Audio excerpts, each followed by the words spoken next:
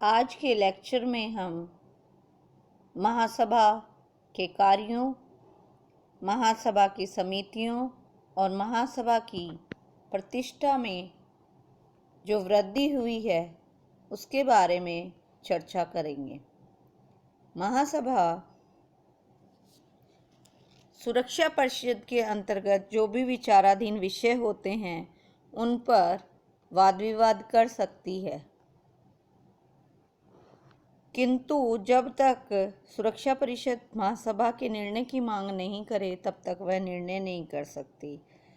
सुरक्षा परिषद और संयुक्त राष्ट्र संघ के अन्य अंग जो अपने वार्षिक कार्य विवरण होता है उसकी रिपोर्ट महासभा को भेजते हैं।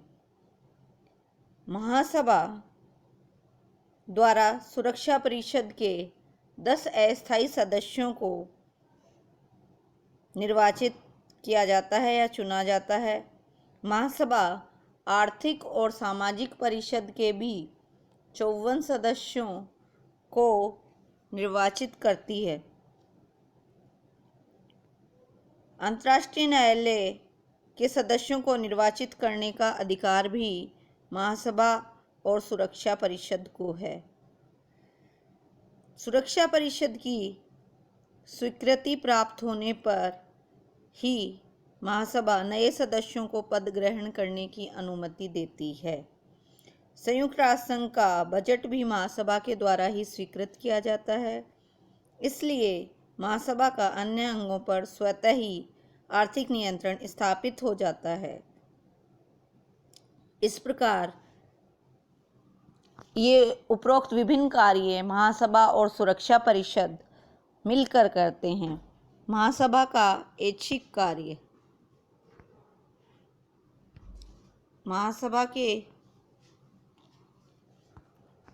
बहुत से कार्य हैं जिनको 2 भागों में बांटा गया है, एक ऐच्छिक और दूसरा अनिवार्य।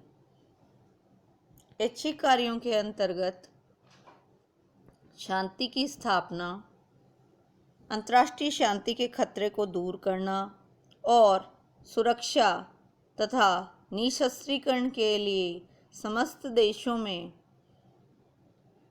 सहयोग की स्थापना होता है। ये सब कार्य ऐच्छिक कार्यों की श्रेणी में इसलिए रखे गए हैं क्योंकि महासभा इनमें तभी अपना मत सुनिश्चित कर सकती है जब सुरक्षा परिषद उससे परामर्श के लिए अनुरोध करे। महासभा के अनिवार्य कार्य।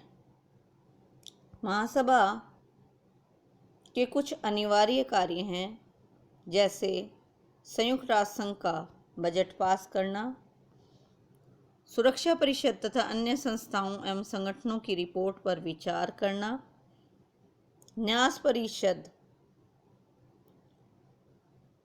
पर का निरीक्षण करना, अंतर्राष्ट्रीय सहयोग के उद्देश्यों से आर्थिक, सामाजिक, सांस्कृतिक, शिक्षा तथा स्वास्थ्य के संबंध में अध्ययन करना और जांच पड़ताल करना, प्रत्येक व्यक्ति को बिना जाति, लिंग, भाषा और धर्म के मानवाधिकार प्राप्त करने में तथा मौलिक स्वतंत्रता प्राप्त करने में सहायता देने का कार्य महासभा का अनिवार्य कार्य है। इस प्रकार हमने महासभा के 2 प्रकार के कार्यों का अध्ययन किया, एक ऐच्छिक जिनमें वह सुरक्षा परिषद उससे परामर्श करने के लिए अनुरोध करे तभी अपना मत उनमें सुनिश्चित कर सकती है, वो है ऐच्छिक कार्य, और अनिवार्य कार्य जो महासभा को करने ही होते हैं, महासभा स्वयं करती है, वे महासभा के अनिवार्य कार्य हैं। अब हम महासभा की समितियों के बारे में अध्ययन करेंगे। महासभा अपने कार्य का संचालन 6 मुख्य समितियों द्वारा करती है। पहला, निशस्त्रीकरण एवं अंतर्राष्ट्रीय सुरक्षा समिति। दूसरा, आर्थिक और वित्त समिति। तीसरा है सामाजिक, मानवीय एवं सांस्कृतिक समिति। इसके अतिरिक्त महासभा की कुछ अन्य समितियां भी हैं, जैसे प्रशासनिक एवं बजट समिति, कानूनी समिति तथा विशेष राजनीतिक एवं औपनिवेशिक स्वाधीनता समिति। महासभा का अधिवेशन। महासभा का अधिवेशन प्रत्येक वर्ष सितंबर में होता है। सितंबर से लेकर दिसंबर में क्रिसमस दिवस तक होता है। इसके कुछ विशेष अधिवेशन भी होते हैं जो कि कोई अंतर्राष्ट्रीय शांति एवं सुरक्षा से संबंधित कोई विशेष मुद्दे होते हैं उनको लेकर बुलाए जाते हैं। साधारण वार्षिक अधिवेशन के अतिरिक्त यदि महासभा के सदस्य बहुमत से अधिवेशन की मांग करें या सुरक्षा परिषद चाहे तो संयुक्त राष्ट्र संघ का महासचिव 15 दिन के अंदर महासभा की बैठक बुला सकते हैं।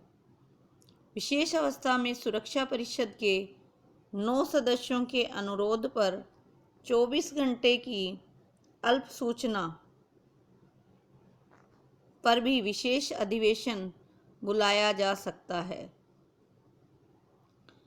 ऐसा उदाहरण हमें स्वेज नहर के राष्ट्रीयकरण के बाद मिस्र पर फ्रांस और ब्रिटेन के आक्रमण के समय मिलता है, जब महासभा का विशेष अधिवेशन बुलाया गया था।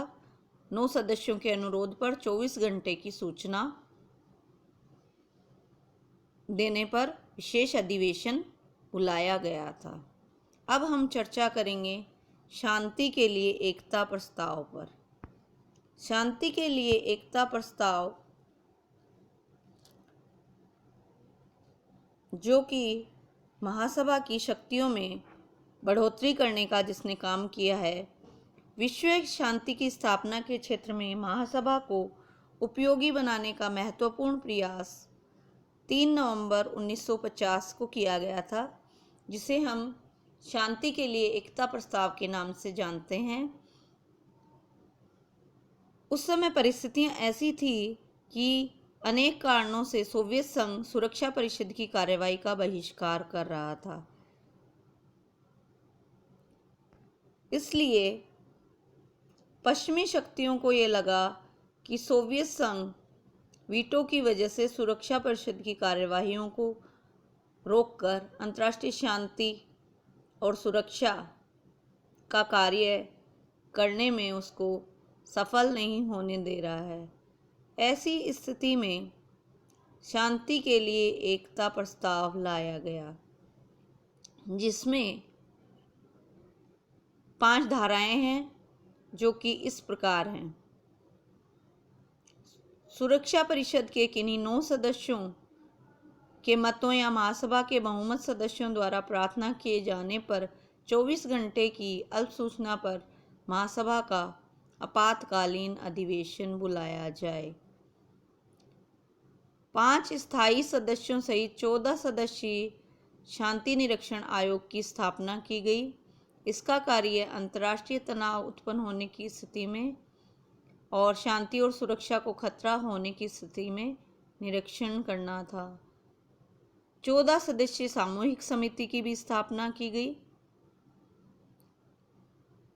और शांति के लिए एकता प्रस्ताव का उद्देश्य यह था कि महासभा को किसी महाशक्ति के विरुद्ध युद्ध संचालित करने के लिए सशक्त बनाना नहीं है। इसका उद्देश्य क्या था?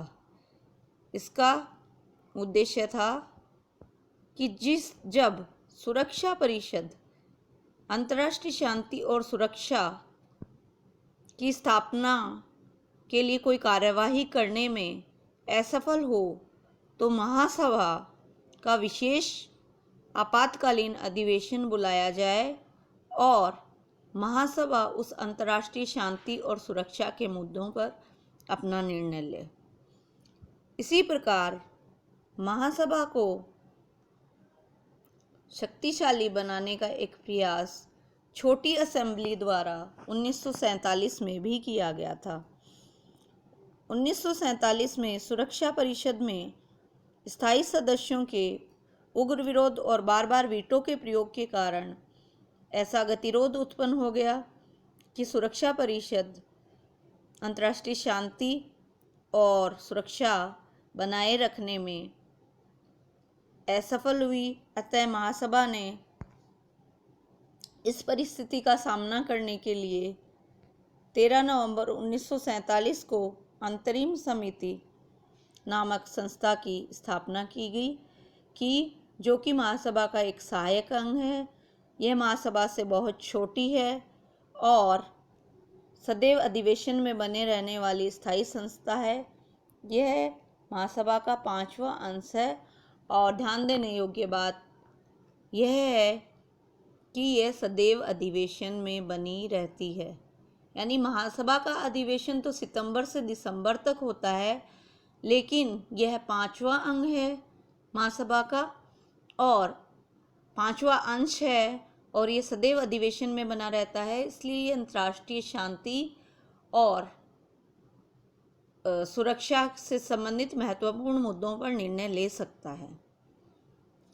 तो हमने ये देखा कि छोटी असेंबली 1947 और शांति के लिए एकता प्रस्ताव 1950 दोनों ही महासभा की शक्तियों में और प्रतिष्ठा में अभिवृद्धि करने वाले सिद्ध हुए। अब हम महासभा की प्रतिष्ठा में वृद्धि के अन्य और कारण क्या क्या हैं उनके बारे में चर्चा करेंगे। महासभा की शक्तियों में निरंतर वृद्धि होती रही है। महासभा में इसका कारण ये है कि महासभा में सभी देशों को प्रतिनिधित्व मिला हुआ है। लोकतंत्र के इस युग में 193 सदस्य देश जो कि संयुक्त राष्ट्र संघ के सदस्य हैं वो महासभा के भी सदस्य हैं। महासभा ने राज्यों के आपसी विवादों को दूर करने के लिए जो प्रस्ताव पारित किए उसकी वजह से भी महासभा की शक्तियों और प्रभाव में वृद्धि हुई है। सुरक्षा परिषद में वीटो का जो बार बार प्रयोग किया गया विभिन्न महाशक्तियों द्वारा, उसके गतिरोध को दूर करने के लिए महासभा ने पहले छोटी असेंबली बनाई और बाद में शांति के लिए एकता प्रस्ताव पारित किया। इससे भी महासभा की शक्तियों में वृद्धि हुई है और संयुक्त राष्ट्र संघ के सदस्यों की संख्या में निरंतर वृद्धि होने से भी महासभा की आकार और प्रतिष्ठा में वृद्धि हुई है। महासभा को विश्व का उन्मुक्त अंतःकरण कहा जाता है क्योंकि महासभा क्या करती है? महासभा मानवीय कल्याण के छोटे से छोटे कार्यों को लेकर बड़े से बड़े कार्य भी करती है, जैसे भोजन, कपड़ा, आवास की समस्याओं पर विचार करती है और ये बड़े से बड़े कार्य अणु बम आदि पर भी कार्य करती है। आपातकालीन की सेना की नियुक्ति का अधिकार भी महासभा को ही है।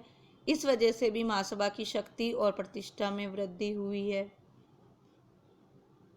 सुरक्षा परिषद को अंतर्राष्ट्रीय शांति और सुरक्षा के प्रश्नों पर विचार करने के साथ साथ महासभा को भी इन प्रश्नों पर विचार करने का अधिकार है। इस वजह से भी इसकी प्रतिष्ठा में वृद्धि हुई है और महासभा अन्य अंगों का, संयुक्त राष्ट्र संघ के अन्य अंगों का निरीक्षण कर सकती है। इस वजह से भी महासभा को विशिष्ट स्थिति प्राप्त है। महासभा की प्रतिष्ठा दिन प्रतिदिन बढ़ती ही जा रही है। यह विश्व की संसद है और इसे विश्व का उन्मुक्त अंतःकरण भी कहा जा सकता है क्योंकि ये मानव कल्याण की छोटी से छोटी समस्याओं से लेकर बड़ी से बड़ी समस्याओं पर अध्ययन करती है और उन समस्याओं को हल करती है। ये विश्व की संसद है और विश्व का उन्मुक्त अंतःकरण है। आज के लिए इतना ही। धन्यवाद।